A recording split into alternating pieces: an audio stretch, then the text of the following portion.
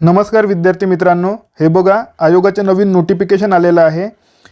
हे संपूर्ण नोटिफिकेशन मी तुम्हाला वाचून दाखवतो शॉर्टमध्ये आता, ठीक आहे। महत्त्वाचे नोटिफिकेशन आहे, शेवटपर्यंत बघा। महाराष्ट्र राजपत्रित तांत्रिक सेवा संयुक्त पूर्व परीक्षा 2021 साठी हे नोटिफिकेशन काढलेलं आहे, ठीक आहे।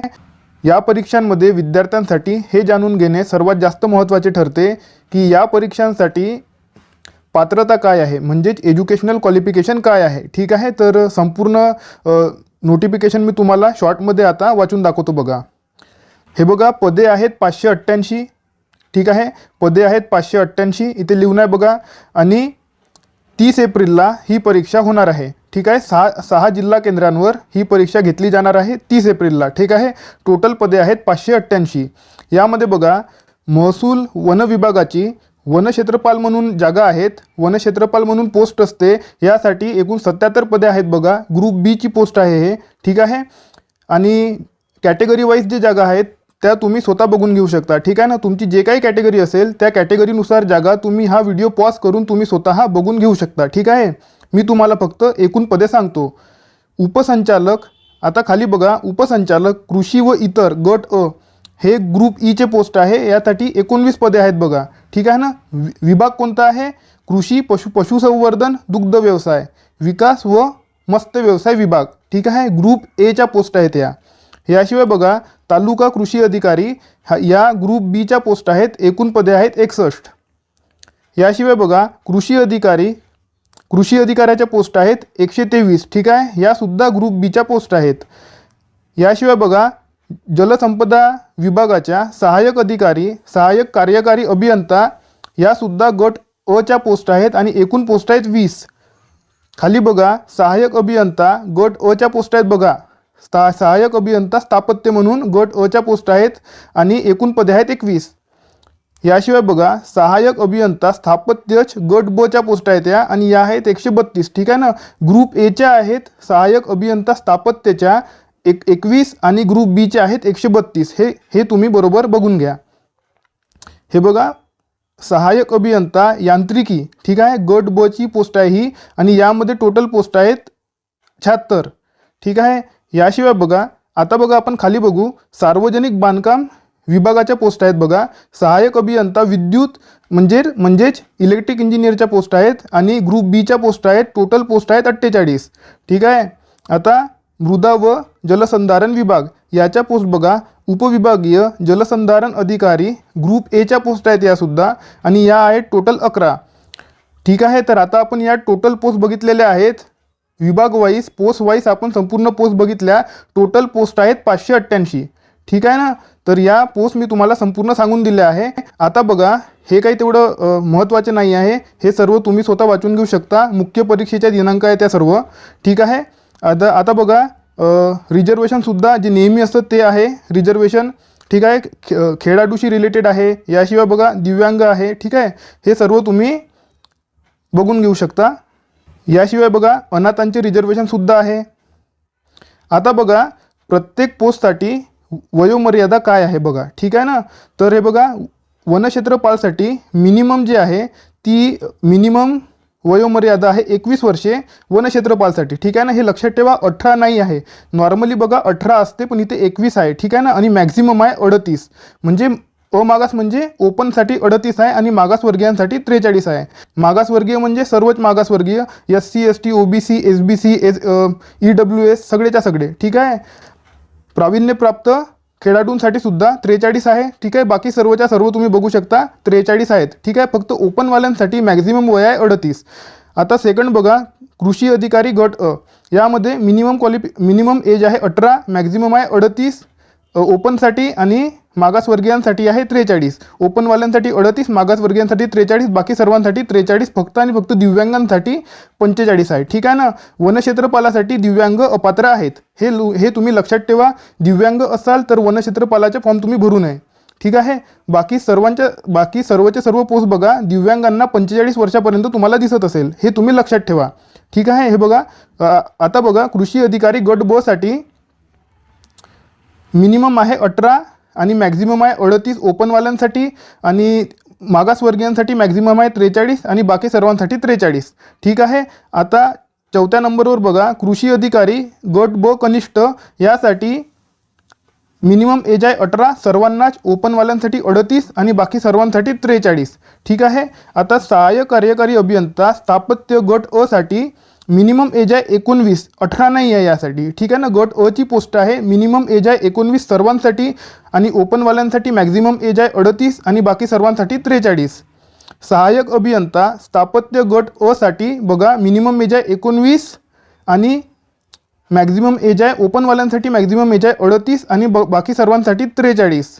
आता बघा सहाय्यक अभियंता स्थापत्य गट ब साठी ठीक आहे मिनिमम एज आहे 19 आणि मॅक्झिमम एज ओपनवाल्यांसाठी आहे 38 आणि बाकी सर्वांसाठी आहे 43. ठीक आहे. आता खाली बघा सहाय्यक अभियंता यांत्रिकी गट ब साठी मिनिमम एज आहे 19 सर्वांसाठी आणि ओपनवाल्यांसाठी मॅक्झिमम एज आहे 38 आणि बाकी सर्वांसाठी आहे 43. ठीक आहे. दिव्यांगांसाठी 45, इथेही दिव्यांगांसाठी 45, इथेही दिव्यांगांसाठी 45. ठीक आहे. दिव्यांगांसाठी प्रत्येक ठिकाणी 45 आहे, फक्त वनक्षेत्रपालसाठी ते अपात्र आहेत. ठीक आहे. हे गोष्ट लक्षात ठेवा. आता बघा सहाय्यक अभियंता विद्युत श्रेणी गट ब आणि उपविभागीय जलसंधारण अधिकारी गट अ या दोघांना सुद्धा मिनिमम एज आहे 19, मॅक्झिमम एज ओपनवाल्यांसाठी आहे 38 आणि बाकी सर्वांसाठी आहे 43. तर हे झालं संपूर्ण वयोमर्यादाची पात्रता. ठीक आहे. तुम्ही पुन्हा एकदा रिवाइंड करून बघून घेऊ शकता, तुम्हाला जोई फॉर्म भरायचे असेल त्या हिशोबाने. ठीक आहे. तर आता बघा शैक्षणिक अर्हता, एज्युकेशनल क्वालिफिकेशन हे सर्वात जास्त महत्त्वाचे आहे. इथे बघा वनक्षेत्रपालासाठी बघा तुम्हाला काय पाहिजे, हे जे आहे ना हे ऑरमध्ये आहेत. ठीक आहे ना. सर्व 1, 2, 3, 4 आणि 5 हे ऑरमध्ये आहे. हे बघा किंवा लिहून आहे. ठीक आहे ना. ऑरमध्ये असतं हे.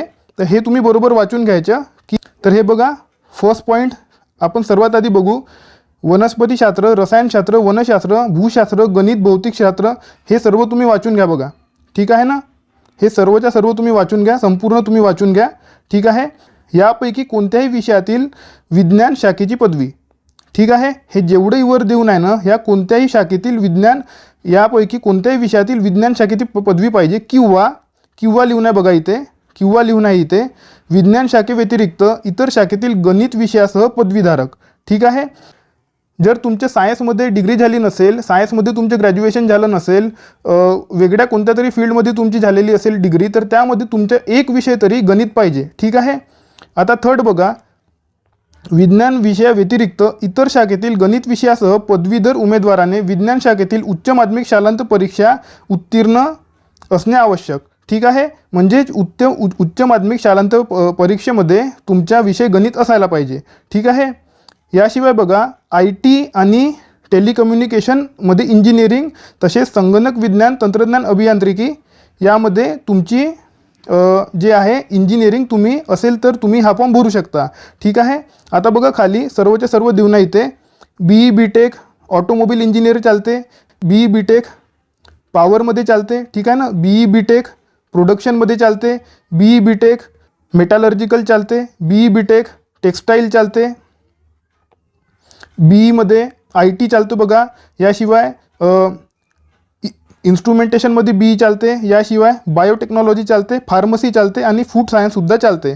ठीक आहे. तर एवढं सगळे जे आहे यापैकी कोणतीही डिग्री जर तुमच्याजवळ असेल तर तुम्ही हे वनक्षेत्रपालाचा फॉर्म तुम्ही भरू शकता. आता बघा महाराष्ट्र कृषी सेवा. कृषी सेवेमध्ये बघा, यामध्ये बघा कृषी अभियांत्रिकी ठीक आहे किंवा उद्यानविद्या या विषयात पदवी किंवा त्याच विज्ञान शाखेतील अन्य कोणतीही समतुल्य अर्हता चालते. म्हणजे तुमच्याकडे कृषीशी रिलेटेड कोणतीही डिग्री असेल ना तर तुम्ही हा फॉर्म भरू शकता. हे गोष्ट तुम्ही लक्षात ठेवा, बाकीचे तुम्ही वाचून घेऊ शकता. ठीक आहे. कृषीशी रिलेटेड कोणतीही पदवी, जसं की अन्नतंत्र असेल, उद्यानविद्या असेल, ठीक आहे ना, गृहविज्ञान असेल, कृषी जैव तंत्रज्ञान असेल, यापैकी कोणतीही डिग्री चालेल. ठीक आहे ना. याशिवाय बघा महाराष्ट्र अभियांत्रिकी सेवा. ठीक आहे ना. स्थापत्य अभियांत्रिकी म्हणजेच याला सिव्हिल इंजिनियर म्हणतात. ठीक आहे. इथे बघा कोणत्या कोणत्या पदव्या इथं चालत असतात. BE BTech civil and water management, BE BTech civil and environment, BE BTech structural and BE BTech construction engineering and technology. ठीक आहे. ही डिग्रीज इथे चालत असतात. याशिवाय बघा इलेक्ट्रिकल इंजिनियरमध्ये बघा BE BTech electrical and power engineering, BE BTech electronics and power engineering, BE BTech power system engineering, BE BTech electrical and electronics engineering या degrees इथे चालत असतात. तिसरं बघा यांत्रिकी अभियांत्रिकी मान्यताप्राप्त विद्यापीठाची यंत्र अभियांत्रिकीमधील पदवी तुम्हाला इथे चालणार आहे. ठीक आहे. याशिवाय बघा मराठी भाषेचे ज्ञान असणे इथे आवश्यक आहे. ठीक आहे.